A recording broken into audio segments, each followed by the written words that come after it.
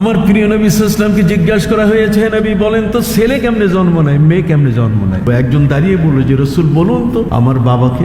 আমার নবীকে প্রশ্ন করা হয়েছে, নবী বলেন তো চোখে পানি আসে কেন? জগতের মধ্যে এমন কোন বিষয় আছে নাকি যেটা নবী জানেন না? আল্লাহর নবী সাল্লাল্লাহু আলাইহি ওয়াসাল্লাম তিনি তার জানা সম্পর্কে জগৎবাসীকে জানিয়ে দিলেন, সালু আন্নি উজিবু লাকুম। তোমরা আমাকে প্রশ্ন করতেই থাকো, জগতের যে কোনো প্রশ্ন, anything, any question, any ask me, যেটাই তোমার মন চায় আমাকে তোমরা জিজ্ঞাসা করো। উজিবু লাকুম, আমি তোমাদের সকল প্রশ্নের উত্তর দেব। সুবহানাল্লাহ। তুমি আমাকে বায়োকেমিক সম্বন্ধে জিজ্ঞাসা করো, কেমিস্ট্রি সম্পর্কে জিজ্ঞাসা করো, অ্যালজাবরা সম্বন্ধে জিজ্ঞাসা করো। এই পৃথিবীর কোন দর্শন, আসমান এবং জমিনের উপরে এবং নিচে যে সকল বিষয় আছে, এমন কোন বিষয় নাই যে সম্বন্ধে তুমি প্রশ্ন করতে পারবে না। রাসূল বলেন আমি ওপেন করে দিলাম, ফ্লোর তোমাদেরকে দিয়ে দিলাম, তোমরা আমাকে প্রশ্ন করো। সালু আন্নি, আমার কাছে প্রশ্ন করতেই থাকো। উজিবু লাকুম, আমি তোমাদের সকল প্রশ্নের উত্তর দেব। সামনে একজন ব্যক্তি দাঁড়ানো, মসজিদে নববীতে আমার নবীজি যখন ভাষণ দিচ্ছিলেন, তখনই সেই ভাষণে তিনি বললেন যে তোমরা আমার কাছে প্রশ্ন করো, আমি উত্তর দেবো। একজন দাঁড়িয়ে বলল যে রাসূল বলুন তো আমার বাবাকে। কত বড় কঠিন একটি প্রশ্ন। নবীজি তাকে চিনেন কি চিনেন না, বিশাল একটা বিষয় সেখানে পড়ে আছে। একটা অচেনা মানুষ আমার নবীকে বলছেন, হে নবী আমার বাবাকে, যেটা বর্তমান বিজ্ঞান ডিএনএ টেস্ট করা ছাড়া সহজে বলতে পারে না। সম্মানিত সুধী, যে বিজ্ঞান সেদিন আবিষ্কৃত হয়নি, সেই সময়কালে আমার নবীকে তারা জিজ্ঞেস করছে যে আমার বাবাকে, ইয়া রাসূলুল্লাহ মান আবি, হে রাসূল সাল্লাল্লাহু আলাইহি ওয়াসাল্লাম আমার বাপকে বলেন। তাৎক্ষণিকভাবে এটা তিনি বলেন নাই আমি একটু গবেষণা করে দেখি তোমার বাবাকে, মাকে। ওই মুহূর্তে তিনি উত্তর দিয়ে ফেললেন, আবুকা আবু হুজাফা, তোমার বাবার নাম হলো আবু হুজাফা। লোকটা অ্যাস্টনিশড হয়ে গেল, কি ব্যাপার, তিনি আমার বাবার নাম পর্যন্ত বলে দিলেন। সুবহানাল্লাহ। নবী সাল্লাল্লাহু আলাইহি ওয়াসাল্লামকে জিজ্ঞাসা করা হয়েছে, নবী বলেন তো ছেলে কেমনে জন্ম নেয়, মেয়ে কেমনে জন্ম নেয়? আজব ব্যাপার। এটি হচ্ছে ডাক্তারি, মেডিকেল সায়েন্সের ব্যাপার। ওই সময়কালে তো বিজ্ঞানের এত উৎকর্ষতা আসেনি। عن ابن عباس رضي الله تعالى عنهما أنه قال رسول الله صلى الله عليه وسلم إذا سبق ماء الرجل فكان الولد ذكرا وإذا سبق ماء المرأة فكان الولد أنثى وإن استوى فكان الولد خنثى مشكل أو كما قال النبي صلى الله عليه وسلم। নবীজি বললেন, বাবা আর মায়ের মধ্যে যদি বাবা অগ্রগামী হয় তাহলে সেই মায়ের গর্ভে ছেলে জন্ম নিবে, আর যদি মা অগ্রগামী হয় তাহলে মেয়ে জন্ম নিবে। আর বাবা মা এটার মধ্যে যদি তারা একসাথে অগ্রসর হয়, মায়ের গর্ভাশয়ে যদি এই দুইজনের অবস্থান এটা যদি একসাথে সৃষ্টি হয়, তাহলে এর দ্বারা হিজরা সৃষ্টি হবে। তাহলে হিজরা কেমনে জন্ম নেয়, কথা বলে না, খুনসা কেমনে জন্ম নেয়, আমার নবী সেগুলো বলে দিলেন। সুবহানাল্লাহ। কোন এমন একটি জ্ঞান আছে যে জ্ঞানটি আপনি নবীর কাছে পাবেন না? আমার নবীকে প্রশ্ন করা হয়েছে, নবী বলেন তো চোখে পানি আসে কেন? এই যে চোখ থেকে পানি ঝরে, আমার নবী সাল্লাল্লাহু আলাইহি ওয়াসাল্লামকে প্রশ্ন করা হয়েছে। তিনি কি কখনো ল্যাবরেটরিতে গিয়ে অথবা এই ধরনের কোনো মেডিকেলে গিয়ে তিনি কি লাশ কেটেছেন? কখনো কি মাথার মগজ ইত্যাদি সব কিছু দেখেছেন? আমার নবী সাল্লাল্লাহু আলাইহি ওয়াসাল্লাম তার উত্তর দিয়ে দিলেন, শোনো, মাথার মধ্যে আল্লাহ পাক রব্বুল আলামিন এমন একটি পানি সংগ্রহের জায়গা রেখে দিয়েছেন যার মধ্যে অটো নার্ভ আপনার চোখের সাথে আপনার নাকের সাথে লাগানো আছে।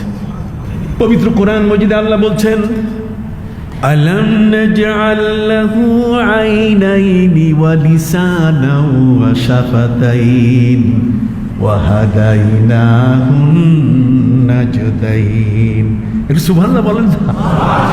কোরআন তো পড়ি না আমরা, কোরআনে কি বলা আছে গবেষণা করি না, ভিতরে ঢুকি না।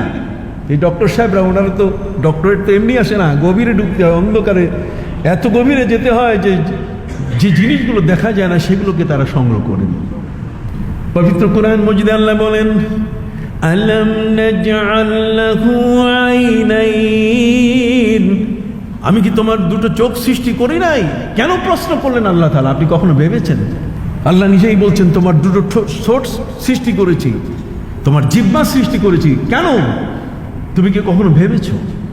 বিজ্ঞানীরা গবেষণা করেছেন তারা দেখেন মরুভূমিতে, মরুর জগতে উটের পিঠে চড়ে যখন কোনো মানুষ এক জায়গা থেকে আরেক জায়গায় যায়, উটটাকে মরুর জাহাজ বলা হয়েছে। তাও পবিত্র কোরআনে আল্লাহ সেই উটকে নিয়েও আমাদেরকে জ্ঞান দিয়েছেন।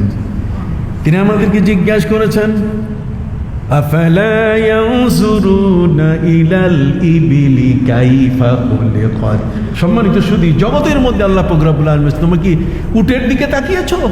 সেই উটের মধ্যে আল্লাহ এমন ক্ষমতা দিয়েছেন তার নাকের মধ্যে, যে মাটিতে নাক লাগাবার সাথে সাথে কত শত মাইল দূরে সে পানি পাবে সেই খবরটি তার কাছে চলে আসে।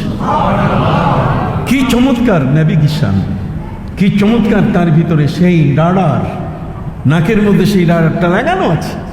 সেই নাকের রাডার দিয়ে সে বুঝতে পারে সেই পরিমাণ পানি তার ট্যাঙ্কিতে রিজার্ভারে নিয়ে নেয়। আমরা এখান থেকে রংপুর, দিনাজপুর, চট্টগ্রাম প্রাইভেট কারে গেলে যেমন তেল নেই একসাথে, কে বলেন? আমরা নেই না 40টা 50টা তেল আমাদের প্রাইভেট কারে আমরা ভরি। ঠিক অনুরূপভাবে এই প্রাণীটার মধ্যে আল্লাহ তাআলা সেই ক্ষমতা দিয়েছে। সম্মানিত সুধী ভাইরা আমার, মরুর জগতে, মরুভূমিতে কোনো মানুষ যখন যায়, সৌদিয়ানরা রুমাল পরে। কেন পরে রুমাল? এরা মাথায় রুমাল পরে কেন? এ কারণে যে ধুলির ঝড় হয়, এই ধুলির ঝড় যেন চোখের ভিতরে বালু না ঢুকে, মুখটা যেন ধুলোয় ধূসরিত না হয়, এই জন্য তারা ওই রুমালটা ব্যবহার করে মুখটাকে রক্ষা করে। কথা বোঝেন নাই? এটা তার নিজের দেহকে রক্ষা করার একটা মাধ্যম। সম্মানিত সুধী, এই মরুভূমিতে যদি কোনো ব্যক্তি যায়, সেই মানুষটার সাথে হয়তো পানি নাই, আছে 150 মাইল 200 মাইল দূরে, উটের পেটের মধ্যে কন্টেনারে পানি রাখা, রিজার্ভারে পানি রাখা।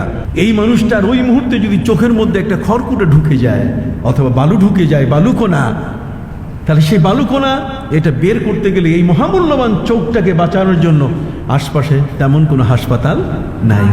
এই জন্য আল্লাহ পাক রব্বুল আলামিন মাথার মগজের মধ্যে একটা পানির ট্যাঙ্কি সৃষ্টি করে দিয়েছেন। যখন এই চোখের কোনো কিছু পড়বে, খড়কুটা এবং যা কিছু পড়ুক, সাথে সাথে সেটা অটো ওপেন হয়ে যায়, আপনার সুইচ দাবতে হয় না, এবং চোখ থেকে দর দর করে পানি বের হয়ে ওই কুটাটা বের করে দেয়। আমার প্রিয় নবী সাল্লাল্লাহু আলাইহি ওয়াসাল্লাম তিনি বলেন, শোনো, আমি এই পৃথিবীর কারো কাছে আমি লেখাপড়া করিনি, যে কারণে তোমার সন্দেহ হয় আমি তোমার মতো শিক্ষিত না, কিন্তু আমি তোমার চেয়ে অনেক উপরের শিক্ষিত। তোমার নিজের সাথে তুমি তাল করে, আলমারউ ইয়াকিসু আলা নাফসি, তুমি তোমার জ্ঞানের অতটুকু জায়গায় থেকে তুমি মনে করছো আমিও বোধহয় তোমার ওই গণ্ডির ভিতরে সীমাবদ্ধ হয়ে আছি।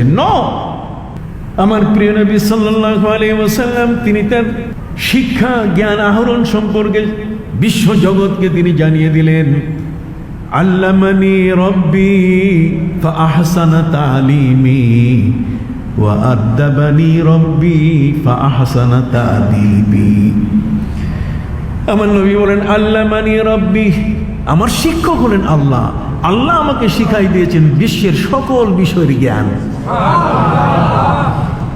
আল্লাহ পাক রব্বুল আলামিন যখন কোনো বান্দাকে শিক্ষা দান করেন, তখন সেই শিক্ষাটা বাণিজ্যিক হয় না, যে পয়সা দেবেন তারপরে আপনাকে আমি অঙ্ক শিখাবো, পয়সা দেবেন তারপর ইউনিভার্সিটিতে ভালো পাশ করা যায় কিভাবে আমি আপনাকে কোচিং করে আপনার ব্যবস্থা করব না।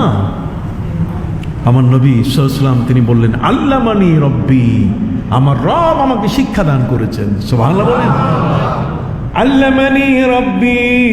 শুধু এতটুকু কথা বলে আমার নবী ক্ষান্ত হননি, বরং আমার নবী সাল্লাল্লাহু আলাইহি ওয়াসাল্লাম তিনি বললেন, যে শিক্ষাটা আমি পেয়েছি আহসানা তালিমি, আমার শিক্ষাটা হলো সর্বোচ্চ মানের, আমার শিক্ষাটাকে কোনোভাবে নিম্নমানের বলার কোনো সুযোগ নাই। এটা সর্বকালের সর্বযুগে সকল মানুষের জ্ঞানের উপরে আমার এই জ্ঞানটা, বা আহসানা তালিমি। একটু বড় করে বলেন সুবহানাল্লাহ। আল্লামানি রব্বি ফাআহসানা তালিমি ওয়া আদ্দাবানি রব্বি ফাআহসানা তাদিবি। আল্লাহ আমাকে যে আদবটা শিখিয়েছেন, আমি আদব শিখিয়েছি আল্লাহর কাছে, অতএব সেই আদবটা হলো পৃথিবীর শ্রেষ্ঠতম আদব। এই জন্য আমি নবীর আদর্শ যখনই কেউ এটা মন্থন করে, তখন আর সে দূরে সরতে পারে না। তখন আমার ভক্ত হয়ে, আমার অনুরক্ত হয়ে তখন কালেমা পড়ার দিকে অগ্রসর হয়। সুবহানাল্লাহ।